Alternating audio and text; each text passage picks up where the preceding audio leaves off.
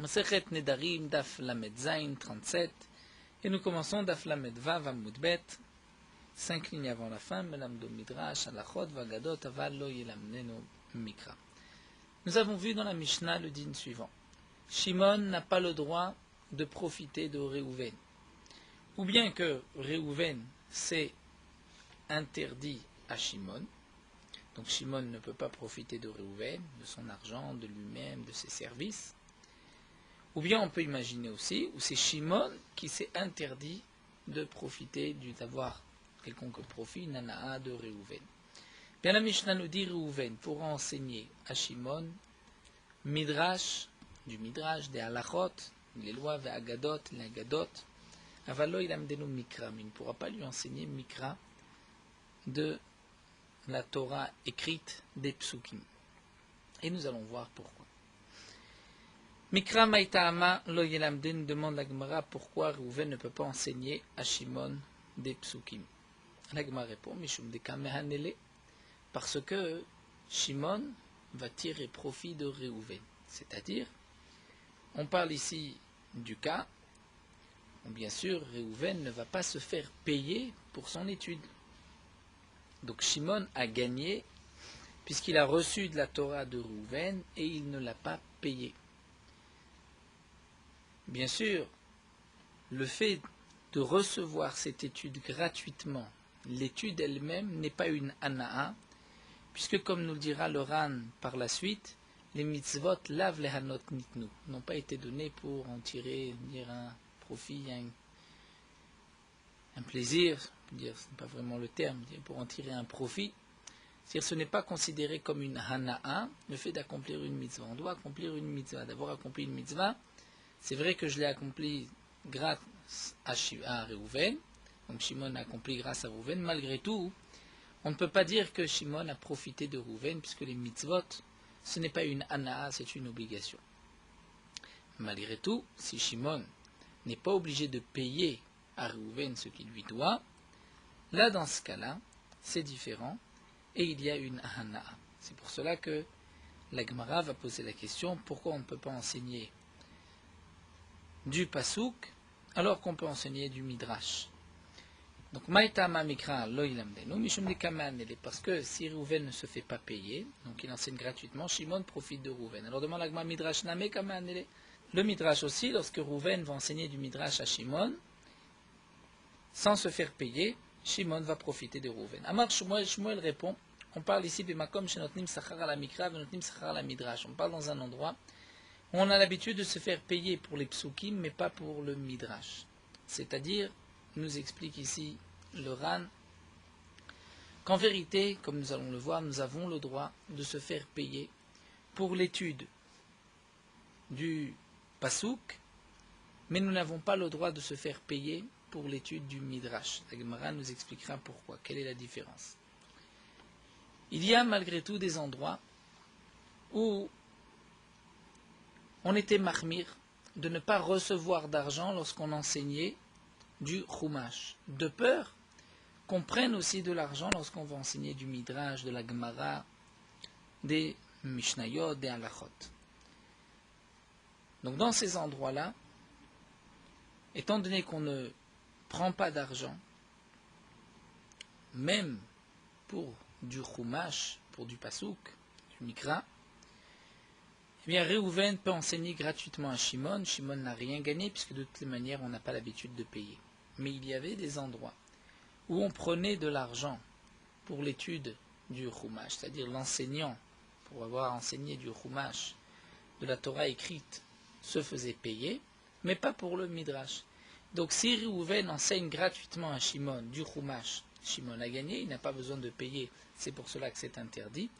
Mais le midrash, puisqu'on n'avait pas l'habitude, dans aucun endroit où on ne prend de l'argent pour du midrash, donc Shimon n'a pas gagné, puisque de toute manière on ne paye pas, et c'est pour cela que Réhouven a le droit de lui enseigner sans se faire payer.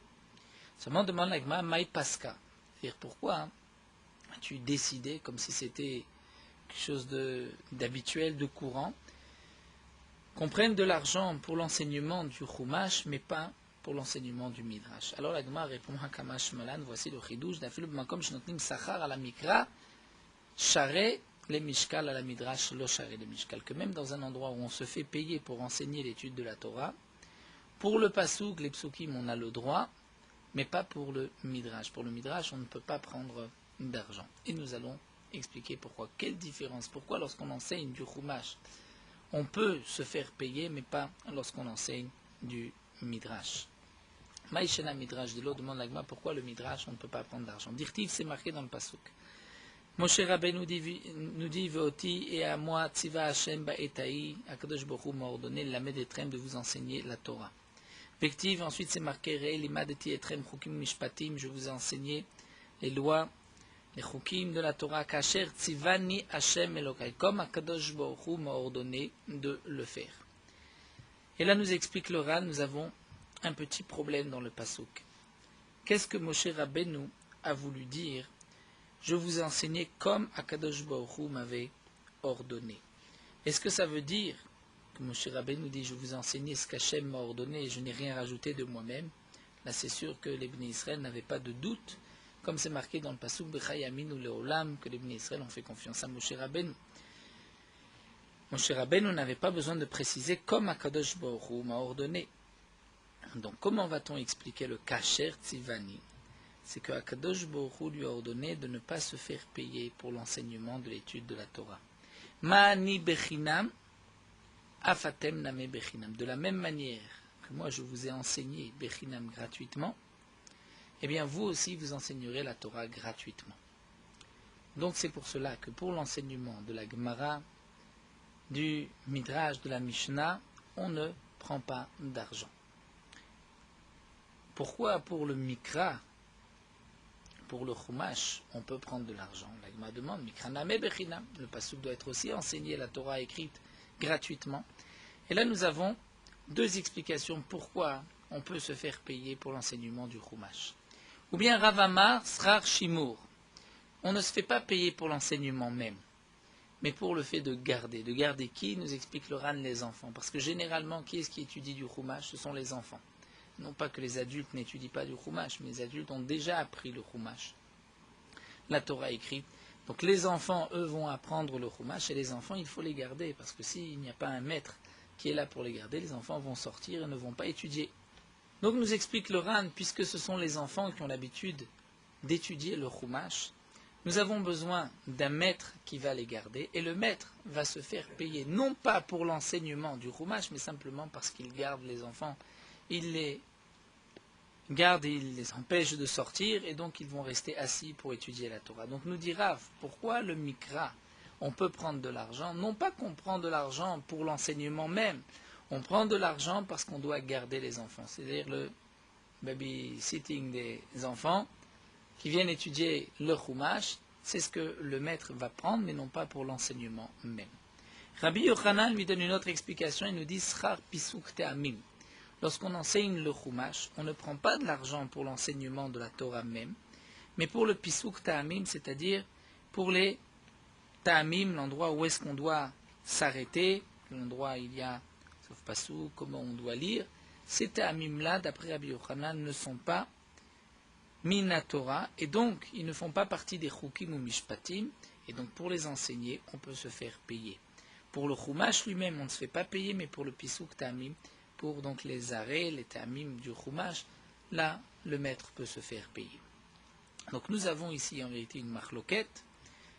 Dans quel cas on peut se faire payer pour l'enseignement du Chumash?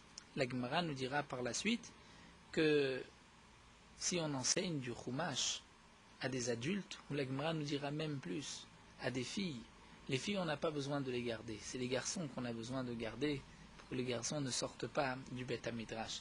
Mais les filles, ce n'était pas nécessaire de les garder.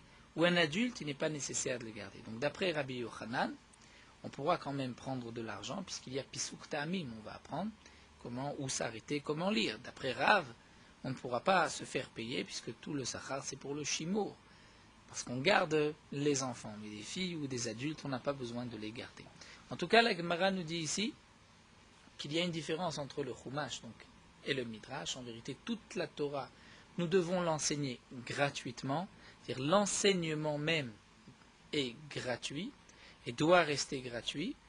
On peut prendre de l'argent pour le chumash, ou bien, non pas pour le chumash lui-même, mais parce qu'on garde les enfants, ou bien parce que le pisouk ta'amim, qui n'est pas minatora, qui ne fait pas partie des chukim ou mishpatim, d'après Rabbi Yochanan, puisque ça c'est un enseignement en plus, on peut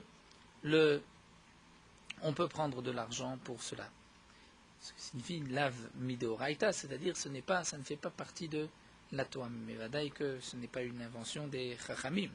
Le Ran nous dit que la halacha, c'est comme ce que nous venons de voir dans la Gemara, et donc pour le Midrash, on ne peut pas prendre d'argent. Mais le Ran rajoute une clause. Le Ran nous rapporte du Yerushalmi qu'on ne peut pas prendre de l'argent pour l'enseignement. L'interdiction est pour celui qui enseigne, bien sûr, de prendre de l'argent. Pour l'enseignement, on ne peut pas se faire payer. Mais malgré tout, on peut se faire payer pour la batala, c'est-à-dire pour le chômage. C'est-à-dire celui qui enseigne aurait pu faire autre chose, il aurait pu travailler pendant ce moment, et donc pour le srar batala, parce qu'il est ici à enseigner, alors qu'il aurait pu travailler ailleurs, ça on pourra lui payer la différence. C'est en vérité même le digne du médecin, du rofé.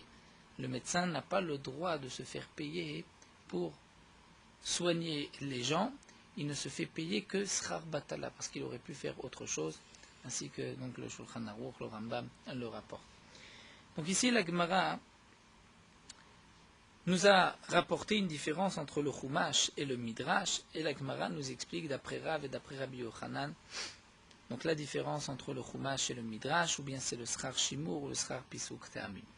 Alors la Gemara nous rapporte notre Mishnah Tanan. Nous avons vu l'Amdenu Mikra, qu'on ne pourra pas enseigner à son prochain, lorsque Shimon n'a pas le droit de profiter des Rouven, Rouven ne pourra pas enseigner à Shimon du Chumash gratuitement. On comprend encore d'après celui qui explique que Srar Pisuk Te'amim, c'est-à-dire que le Sachar, c'est le prix en vérité du Pisuk Te'amim, c'est-à-dire comment lire, où est-ce qu'on s'arrête.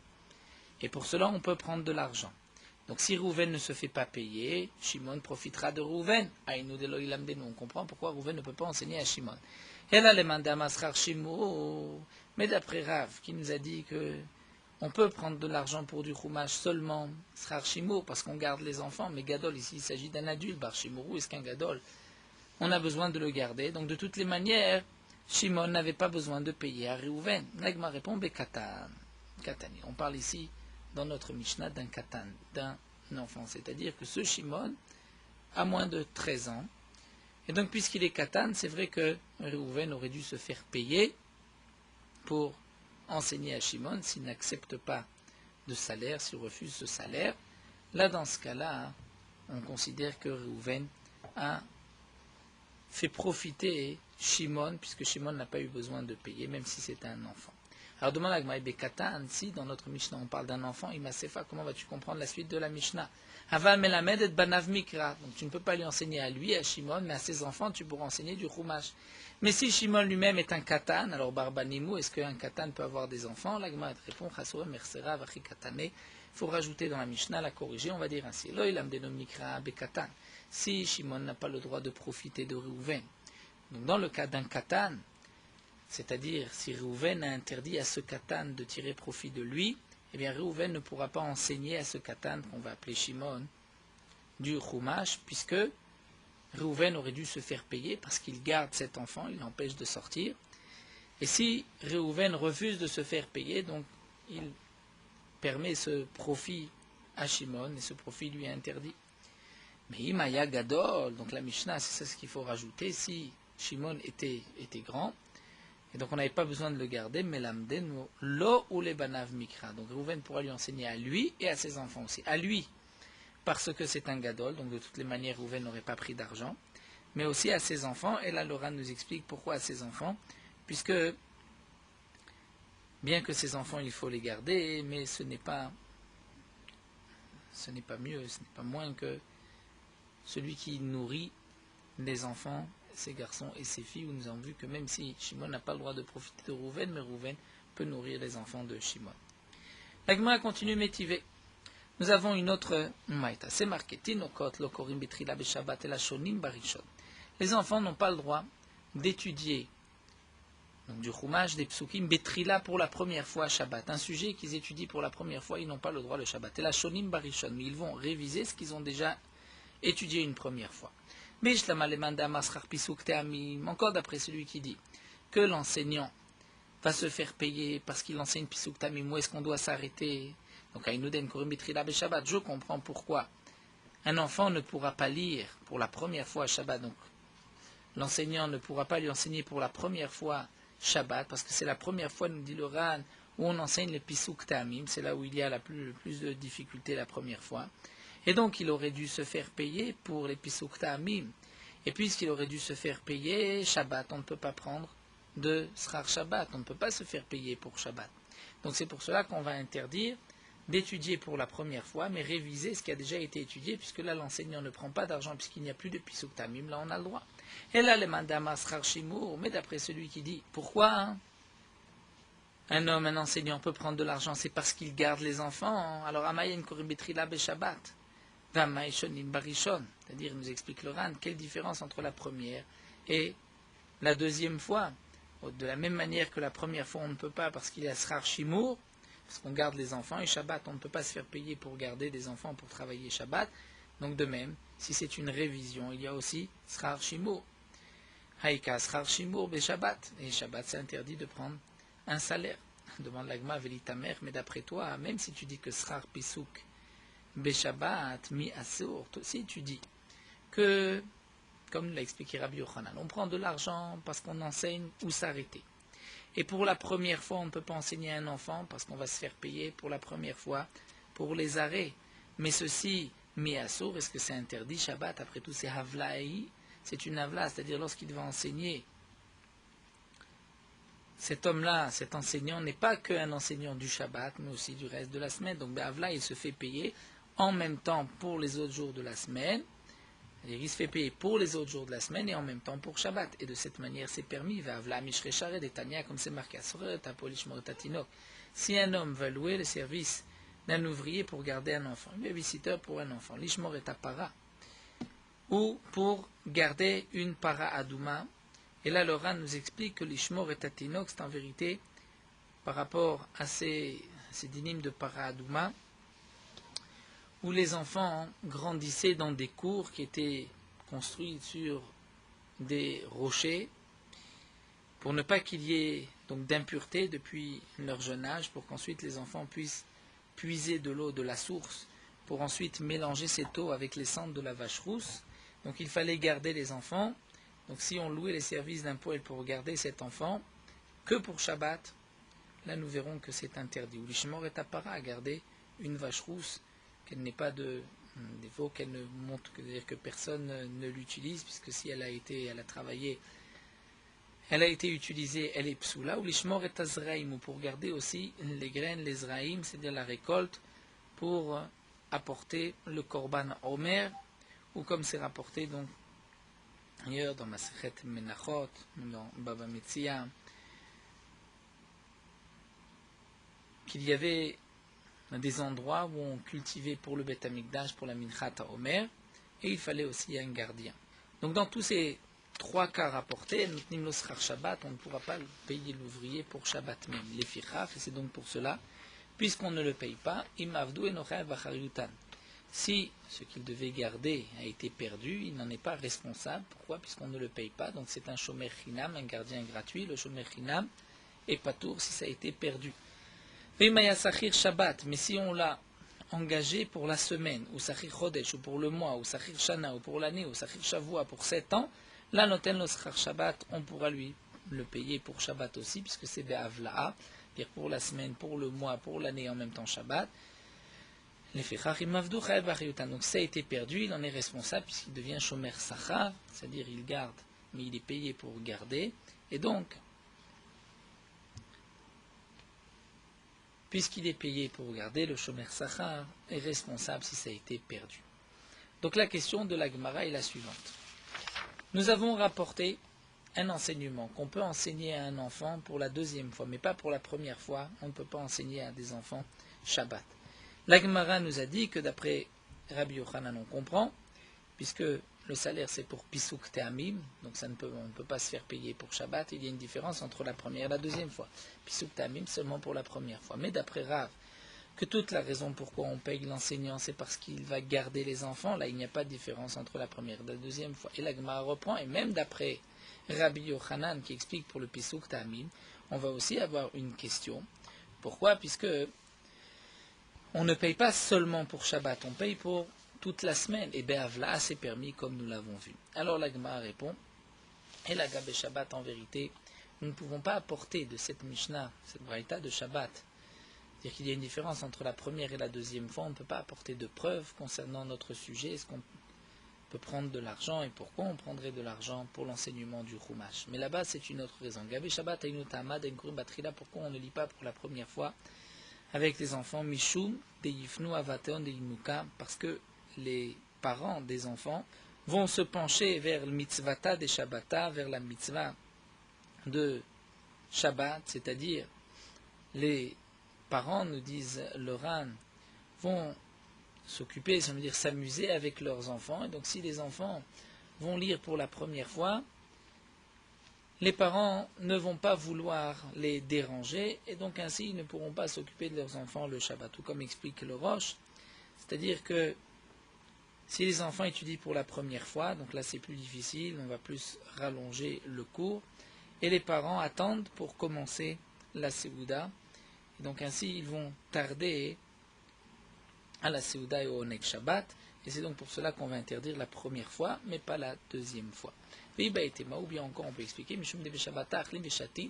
parce que les enfants, le jour de Shabbat, mangent et vont boire aussi plus que d'habitude, Viyakir Aleon. Viyakir Aleon, c'est-à-dire que la nourriture est lourde pour eux, ils vont avoir des difficultés ensuite à se concentrer. Kedamar Shmuel, comme Shmuel a dit, Yakir Aleon Alma, c'est-à-dire le monde est lourd pour eux. Kedamar Shmuel, comme Shmuel a dit, dès qu'on change une habitude, c'est là qu'on commence les maladies des intestins, c'est-à-dire on est dérangé des intestins. Donc de même les enfants, puisque Shabbat ils vont manger et boire plus que dans la semaine, ils ne peuvent pas se concentrer pour une étude qui est une étude de la première fois, qui est donc plus compliquée et plus en profondeur, plus intensive. Alors la Gemara continue. Donc nous avons vu qu'il y a une différence, donc reprenons, on peut enseigner le Chumash et se faire payer, mais on ne peut pas enseigner du Midrash, Halachot, Gemara et se faire payer. Quelle différence? La Gemara nous a expliqué, c'est qu'en vérité, on ne peut pas prendre d'argent pour l'enseignement de la Torah, l'enseignement doit être gratuit. Nous avons vu qu'on peut prendre l'argent pour le Srar Batala, c'est-à-dire pour le chômage, mais pas pour l'enseignement même. Quelle est la raison de cette différence entre le Chumash et le Midrash, puisqu'on voit que pour le Chumash, on peut se faire payer? Eh bien, nous avons vu la marloquette entre Rav et Rabbi Yochanan. D'après Rav, c'est parce que l'enseignant garde les enfants, c'est pour cela qu'il se fait payer. Et d'après Rabbi Yochanan, c'est parce qu'il leur enseigne le Pisuk Te'amim, c'est-à-dire là où s'arrêter. Et ça, ce n'est pas mis de Horaïta d'après Rabbi Yochanan. Alors la Gemara demande, pourquoi Rav n'a pas expliqué comme Rabbi Yochanan? Pourquoi Rabbi Yochanan n'a pas expliqué comme Rav? Ulman de Amar Schar Pisuk Te'amim. D'après Rabbi Yochanan qui a dit qu'on se fait payer pour Pisuk Te'amim, Maïtamal Amar Schar Limud, pourquoi il n'a pas dit Schar Limud? Maïtamal Amar Schar Shimo, pourquoi il n'a pas dit le Schar Shimo?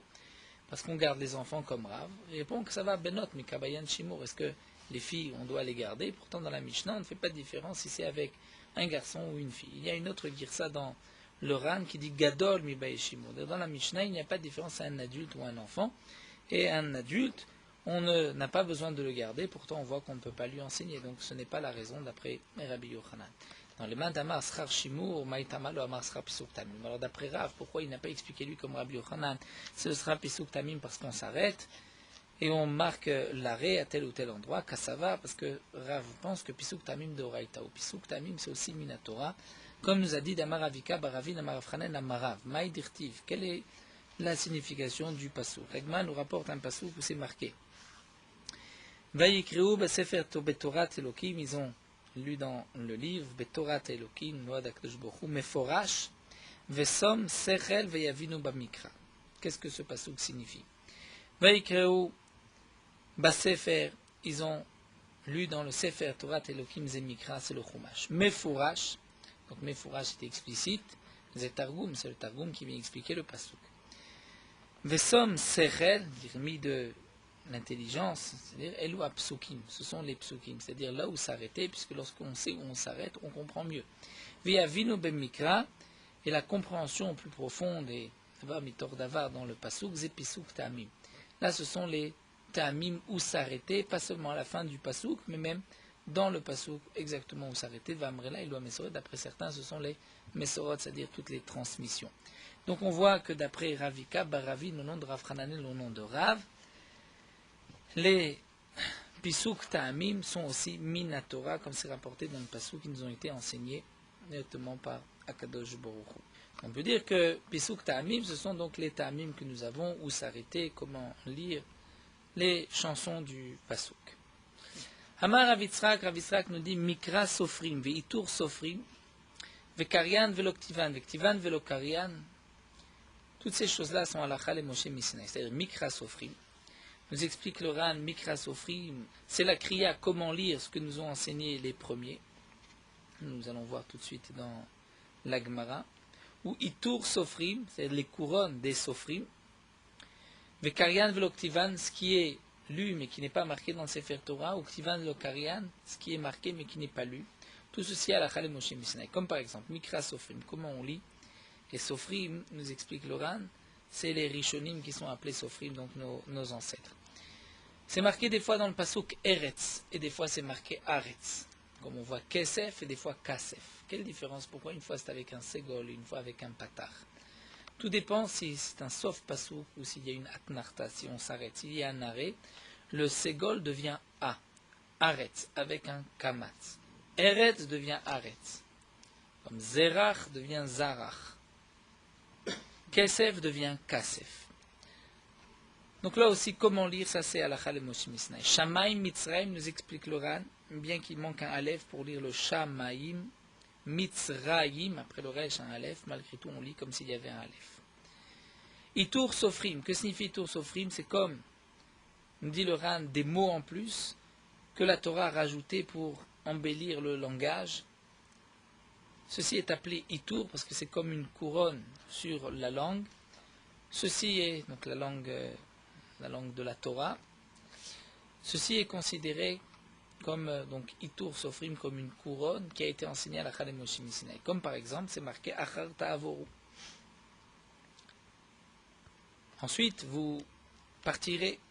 C'est ce que Avraham Avinu nous avait dit aux anges, restez ici, Sa'adu libechem, Achar Ta'avoru. Que signifie Achar Ta'avoru, nous dit le Ran, le pasuk régulier, vous allez manger, Ve Ta'avoru, ensuite vous partirez. Pourquoi Achar Ta'avoru? Le Achar, c'est pour embellir le langage. Ou encore on retrouve Achar Telech. L'Agma nous rapporte un autre pasuk, à propos donc de Rivka, où sa mère, son frère ont dit qu'elle reste avec nous encore Yamim, ou Asor Achar Telech. Ce n'est pas marqué Ve Telech et qu'elle aille. Achar Telech ou Achar Teasef. Encore un autre pasuk, Achar Teasef ou Kidmu Sarim. La Gemara nous rapporte un autre pasuk dans Teilim, Kidmu Sarim Achar Nognim. Là aussi, le Achar n'est là que pour embellir la lachon. Nous Tzitkatecha Kehareel. Nous explique le Ran que signifie Tzitkatecha Kehareel. C'est marqué juste après Mishpatecha son Teom Rabba. Pourquoi c'est marqué Tzidkatra Kehareel avec un chaf? Il fallait marquer Tzidkatra Hareel. L'explication de Tzidkatra Hareel, c'est-à-dire que les montagnes qui sont hautes, c'est-à-dire les malachim, ont besoin de la Tzidkut Hashem. Alors pourquoi c'est marqué Kehareel? C'est aussi pour les Tiferet Alashon, pour embellir la langue. Quels sont les psukim de Karian Veloktivan qui sont lus mais qui ne sont pas marqués, comme par exemple, la Gemara nous rapporte un pasuk, c'est marqué Vayar David, donc David a frappé et Hadad Ezer ben Rechov melech Tzova belerto leashiv yado binahar perat. Dans le pasuk ce n'est pas marqué perat et pourtant on va le lire binahar perat, donc le perat de belerto. Ou encore Ish de Kaasher Yishal, c'est marqué Atzat Achitofel Asher Yatzbaim Mahem Kaasher Yishal. Ish n'est pas marqué, comme un homme va poser la question Bidvar Elokim, et ce n'est pas marqué le Ish.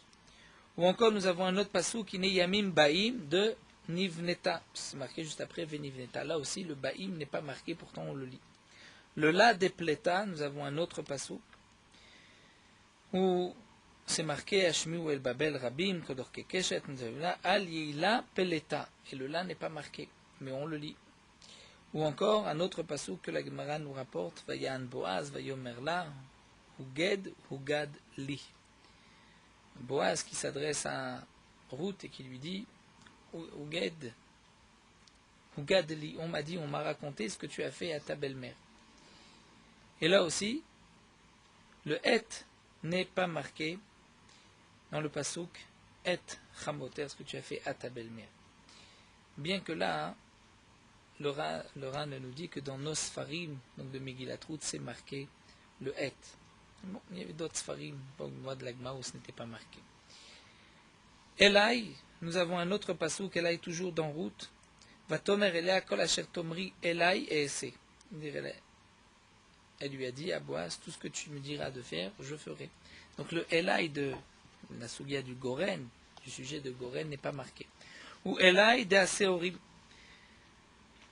Là, lorsque Ruth raconte à sa belle-mère, il dit qui amar Elai, parce qu'il m'a dit Altavou Rekam El Chamoter, ne rentre pas les mains vides chez ta belle-mère.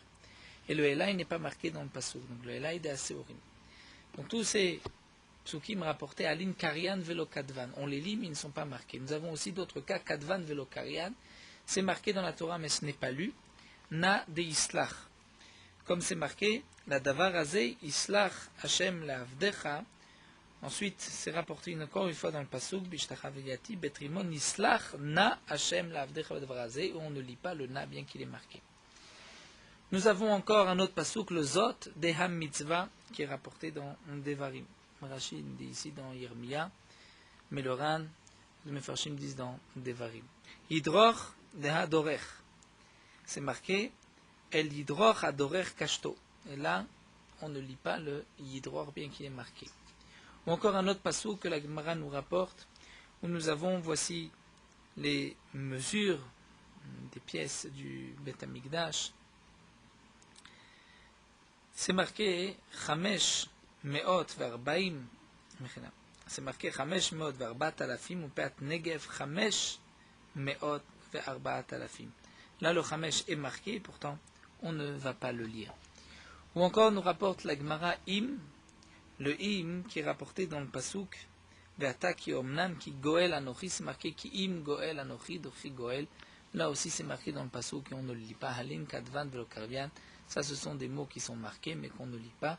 Et donc, tout ceci est Talacha le Moshe Sinai, comme nous l'avons vu. Donc, la Gemara a rapporté cela pour nous dire que donc, les Pisuk Ta'amim, à la suite des Pisuk Ta'amim, nous avons vu une marloquette entre Rav et Rabbi Yochanan. Est-ce que les Pisuk Ta'amim sont Minatora, dire les Ninim, les Ta'amim, lors de la lecture de la Torah? Est-ce qu'ils font partie de cette obligation d'enseigner la Torah gratuitement ou pas? Ça, c'est donc la marloquette entre Rav et Rabbi Yochanan, et à la suite de cela, la Gemara a rapporté donc, concernant toutes les choses qui est des Mikra, Sofrim, Tosforim, le cri, Ektiv, qui sont tous ces Kala, Alacha, les Moshe Misnei.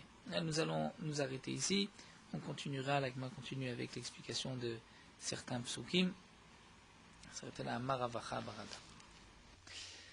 Morot Alacha Daf Lamed Zain, donc nous avons vu que le droitier doit mettre les tefilines sur la main gauche, étant donné que c'est sa main faible, et aussi qu'il va attacher avec sa main droite, avec laquelle il écrit, il va attacher les tefilines sur la main gauche.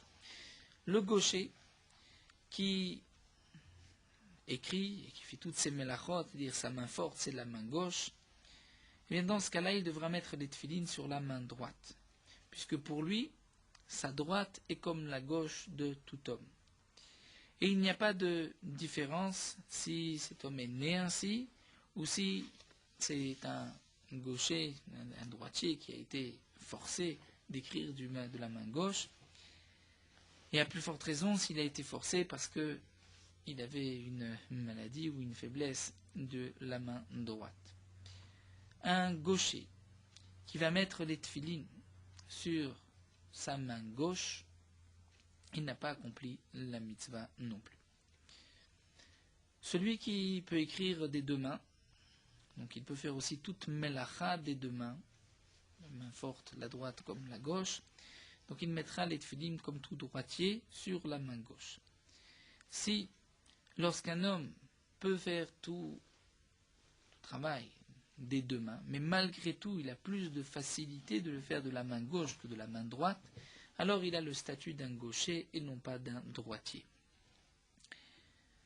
Concernant donc le gaucher, il y a beaucoup de détails, en particulier faire la différence si toutes ces melachot se font, c'est-à-dire si il fait tout de la main gauche ou si juste il écrit de la main gauche, mais toutes les autres melachot il met de la main droite. Donc dans tous les cas, il faudra poser la question à une autorité compétente, à un rav, pour savoir le gaucher sur quel bras il devra mettre les tefilin.